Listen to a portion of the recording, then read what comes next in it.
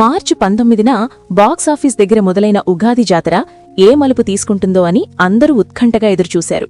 ఒక పక్క Ranveer Singh 4 గంటగా action monster Dhurandhar 2 విలయతాండవం చేస్తుంటే, మరోపక్క మన పవర్ స్టార్ పవన్ కళ్యాణ్ నటించిన ఉస్తాద్ భగత్ సింగ్ పరిస్థితి చూసి ట్రేడ్ వర్గాలతో పాటు స్వయంగా అభిమానులు కూడా షాక్లో ఉన్నారు. ఈ సినిమా ఒక ఇండస్ట్రీ హిట్ అవుతుందని ఎవ్వరూ ఆశించలేదు.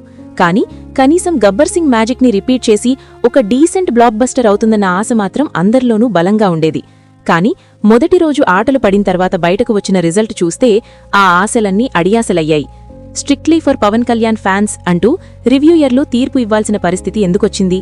అసలు సోషల్ మీడియాలో ధురంధర్ 2 దండయాత్ర ముందు ఉస్తాద్ ట్వీట్లు ఎందుకు నిలబడలేకపోయాయి? పవన్ కళ్యాణ్ లాంటి కటౌట్, శ్రీలీల, రాశీ ఖన్నా లాంటి బ్యూటీస్, దేవిశ్రీ ప్రసాద్ లాంటి టాప్ టెక్నీషియన్స్ ఉన్నా సరే దర్శకుడు హరీష్ శంకర్ ఎక్కడెక్కడ ట్రాక్ తప్పాడు, ఎలాంటి బ్లెండర్ మిస్టేక్స్ చేసి ఈ సాలిడ్ ప్రాజెక్ట్ ని దెబ్బతీశాడు అన్నది ఇప్పుడు చాలా డెప్త్ గా పాయింట్ టు పాయింట్ విశ్లేషిద్దాం. మొదటి మరియు అతిపెద్ద లోపం కథలో ఏమాత్రం ఎంగేజింగ్ ఎలిమెంట్స్ లేకపోవడం. ఒక పోలీస్ ఆఫీసర్ కథను తెరమీదకు తెస్తున్నప్పుడు ప్రేక్షకుణ్ణి సీట్ ఎడ్జ్లో కూర్చోబెట్టే ఒక బలమైన క్రైమ్ గాని, ఒక కాంప్లెక్స్ కేసు గాని ఉండాలి. విలన్ విసిరే సవాళ్లను హీరో తన ఇంటెలిజెన్స్తో ఎలా ఛేదించాడు అనేదే అసలైన కాన్ఫ్లిక్ట్. కానీ ఈ సినిమాలో అలాంటి ఆసక్తికరమైన అంశాలు మచ్చుకైనా కనిపించవు. ఉదాహరణకు, ఒక దేవాలయం దగ్గర రథయాత్రలో జరిగే అల్లర్లు, చార్మినార్ దగ్గర ఉగ్రవాది ఎంట్రీ, దానికి తోడు ముఖ్యమంత్రిపై దాడి జరిగి ఆయన చనిపోవడం, ఇలాంటి వరుస ఘటనల మధ్య ఒక అద్భుతమైన ఇంటర్లింక్ క్రియేట్ చేసి దీన్ని ఒక పవర్ఫుల్ ఇన్వెస్టిగేటివ్ పొలిటికల్ థ్రిల్లర్గా మలిచే స్కోప్ ఎంతైనా ఉంది. కానీ దర్శకుడు ఆ వైపు ఆలోచించనే లేదు. పైపైన సీన్లు రాసుకుంటూ కేవలం హీరోయిజం మీదే ఆధారపడి స్క్రీన్ ప్లేని చాలా ప్లెయిన్గా, చప్పగా లాగించేయడం వల్ల ప్రేక్షకుడికి నెక్స్ట్ ఏం జరుగుతుందనే క్యూరియాసిటీ పూర్తిగా చచ్చిపోయింది. ఇక్కడే హరీష్ శంకర్ రైటింగ్లో ఉన్న అతిపెద్ద వీక్నెస్ బయటపడింది. రెండో పెద్ద మిస్టేక్ ఏంటంటే, ఈ సినిమాలో విలనిజం చాలా వీక్గా ఉండటం. ఎంతమంది విలన్లను స్క్రీన్ మీద నిలబెట్టామన్నది ముఖ్యం కాదు, వాళ్ల ఇంపాక్ట్ ఏంటి అన్నదే ముఖ్యం. నటుడు ఆర్ పార్థిబన్తో కాటు 2 కొడుకులు, ఒక టెర్రరిస్ట్ గ్యాంగ్ లీడరు, మరో 2 సైకో అన్నదమ్ములు, ఇలా 6 అడుగుల ఆజానుబాహువులైన విలన్ల గ్యాంగ్ ఉన్నా సరే ఎవరికీ కనీస ప్రాధాన్యత లేదు. కొడుకుని కళ్లముండే హీరో చంపేసినా, చేతికి అందే దూరంలో ఉన్నా సరే పార్థిబన్ క్యారెక్టర్ సైలెంట్గా చూస్తుంటుంది తప్ప ఎలాంటి రివెంజ్ యాక్షన్ తీసుకోదు. తన పదవిని ఎంజాయ్ చేయడానికే విలన్ పరిమితమయ్యాడు. ఇక విలన్ ప్లాన్ని హీరో తన బ్రెయిన్తో డీకోడ్ చేయాలి. కానీ ఇక్కడ క్లైమాక్స్లో విలనే వచ్చి తన ప్లాన్ మొత్తం పూసగుచ్చినట్టు చెప్పడం చూస్తే సీన్ ఎంత సిల్లీగా ఉన్నా అర్థం చేసుకోవచ్చు. విలన్ ఎంత పవర్ఫుల్గా ఉంటే హీరో క్యారెక్టర్ అంత ఎలివేట్ అవుతుంది.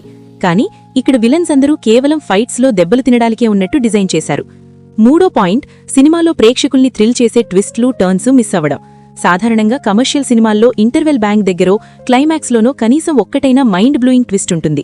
ఇందులో కూడా 2 ట్విస్ట్లు ఉన్నాయి, కానీ అవి చాలా ప్రెడిక్టబుల్గా ఉన్నాయి. ఫస్ట్ హాఫ్లో ఒక చిన్న ట్విస్ట్ పడితే ఆడియన్స్లో సగం మంది దాన్ని ముందే ఊహించేశారు. అదే ట్విస్ట్ని పట్టుకుని మళ్లీ క్లైమాక్స్లో వాడటం ఇంకా పెద్ద మైనస్. ఏ దశలోనూ ఇది కొత్త కథ, కొత్త ట్రీట్మెంట్ అనిపించదు. మనం ఎన్నో ఏళ్లుగా చూసి అరిగిపోయిన వందలాది పోలీస్ సినిమాల ఫార్మాట్లోనే ఈ సినిమా కూడా నడుస్తోంది. నాలుగో మిస్టేక్ ఏంటంటే, క్యారెక్టర్ ట్రాన్సిషన్లో ఉన్న లాజిక్లెస్ గ్యాప్. ఒక హీరో పవర్ఫుల్ పొజిషన్లో ఉండి కొన్ని కారణాల వల్ల అండర్ గ్రౌండ్కి వెళ్లిపోయినప్పుడు ఆ ఎపిసోడ్లో ఒక ఇంటెన్సిటీ ఉండాలి. సిటీలో సస్పెండ్ అయిన వెంటనే నల్లమల అడవిలోకి వెళ్లిపోయి ఒక సాధారణ లైఫ్ గడుపుతూ టూరిస్టులకు గైడ్ లాగా మారతాడు. కానీ ఎక్కడా అతను ఒక ఎమోషనల్ గ్యాప్ తీసుకున్న ఫీలింగ్ కలగదు. ఉన్నచోటే హీరోలాగే బిహేవ్ చేస్తుంటాడు. ఈ ట్రాన్సిషన్ని ఇంకా బలంగా రాసుకుని ఉంటే ఆ అజ్ఞాతవాసం ఎపిసోడ్కి మంచి ఎలివేషన్ వచ్చేది. ఐదో మైనస్, సరైన గూస్ బంప్స్ ఇచ్చే ఎలివేషన్స్ లేకపోవడం. పవన్ కళ్యాణ్ని ఒక పవర్ఫుల్ కాప్గా చూపిస్తున్నప్పుడు ఆడియన్స్ థియేటర్లో ఎగరాలి, కానీ ఆ రేంజ్ ఎలివేషన్ ఒక్కటి కూడా సరిగ్గా పడలేదు. ఉదాహరణకు, ముస్లింల అడ్డాలోకి వెళ్లి ఒక టెర్రరిస్ట్ని అరెస్ట్ చేసే సీన్ ఒకటుంది. వేలాది మంది జనాల మధ్యలోకి కేవలం 6 బుల్లెట్లు ఉన్న ఒకే ఒక్క రివాల్వర్తో వెళ్లిన హీరో చాలా సింపుల్గా 2-3 ఫైర్ చేసి వాణ్ణి తీసుకొచ్చేస్తాడు. ఆ సీన్ని ఒక హై వోల్టేజ్ ఎపిసోడ్లా డిజైన్ చేసే ఛాన్స్ ఉన్నా చాలా మమా అనిపించేలా ముగించేశారు. పవన్ స్క్రీన్ ప్రెజెన్స్ ఉన్నప్పటికీ డైరెక్టర్ నుంచి దానికి తగ్గ సపోర్ట్ రాకపోవడంతో ఆ ఇంపాక్ట్ మిస్ అయింది. ఆరో point, emotional and sentiment connect పూర్తిగా ఫెయిల్ అవ్వడం. ఎంత యాక్షన్ ఉన్నా సినిమాలో ప్రేక్షకుడు కనెక్ట్ అవ్వాల్సింది ఎమోషన్కే. హీరోని ఒక అనాథలా చూపించి ఒక మాస్టర్ దగ్గర పెరిగినట్లు చెప్పినా ఆ ఇద్దరి మధ్య బాండింగ్ని కరెక్ట్గా ఎస్టాబ్లిష్ చేయలేదు. ఇక అత్యంత విచారకరమేంటంటే, ఎల్బీ శ్రీరామ్ లాంటి ఒక లెజెండరీ యాక్టర్ని పెట్టుకుని ఆయన క్యారెక్టర్ని ఏమాత్రం వాడుకోకపోవడం. ఆయన స్క్రీన్ మీద చూస్తేనే జనాలు ఏడుస్తారు, అలాంటిది ఆయనకు 2 సింపుల్ సీన్స్ ఇచ్చి వదిలేశారు. అసలు ఆ పాత్రకి ఎల్బీ శ్రీరామ్ గారు అవసరమే లేదు, ఎవరైనా జూనియర్ ఆర్టిస్ట్ చేసినా సరిపోయేది. శ్రీలీలతో వచ్చే ఎమోషనల్ సీన్స్ కూడా ఆడియన్స్ గుండెలకు హత్తుకునేలా లేవు. ఏడో మైనస్, టెర్రరిజం ట్రాక్ని చాలా అవుట్డేటెడ్గా చూపించడం. ఒకప్పుడు నక్సలైట్లు అడవుల్లో ఉంటారనే కాన్సెప్ట్ ఉండేది, కానీ ఇప్పుడు టెక్నాలజీ ఎక్కడికో వెళ్లిపోయింది. పక్క ఇంట్లో ఉండే సైలెంట్ కుర్రాడు కూడా స్లీపర్ సెల్ అయ్యుండే రోజులివి. అలాంటిది ఉగ్రవాదులకు ఇంకా నల్లమల అడవుల్లో ట్రైనింగ్ క్యాంపులు పెట్టి జిహాదీలు తయారు చేస్తున్నారని చూపించడం చాలా సిల్లీగా అనిపిస్తుంది. నేటివిటీని మిస్ అయ్యి ఏదో 1990ల నాటి సెటప్లో సినిమా తీసిన ఫీలింగ్ కలుగుతోంది. చివరిగా 8వ పాయింట్, దర్శకుడు హరీష్ శంకర్ పాత మైండ్ సెట్ నుంచి బయటకు రాకపోవడం. కరోనా తర్వాత ఆడియన్స్ టేస్ట్ పూర్తిగా మారిపోయింది.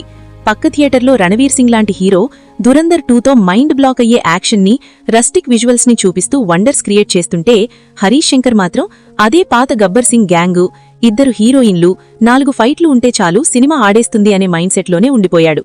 కంటెంట్ మీద కన్నా కేవలం హీరో ఇమేజ్ మీద, నాస్టాల్జియా మీద ఆధారపడటమే ఈ సినిమాకు జరిగిన అతిపెద్ద నష్టం. పండుగ సెలవులు కాబట్టి వసూళ్లు రావచ్చు, కానీ కంటెంట్ వీక్గా ఉండటంతో లాంగ్ రన్లో ఎంతవరకు నిలబడుతుందో చూడాలి.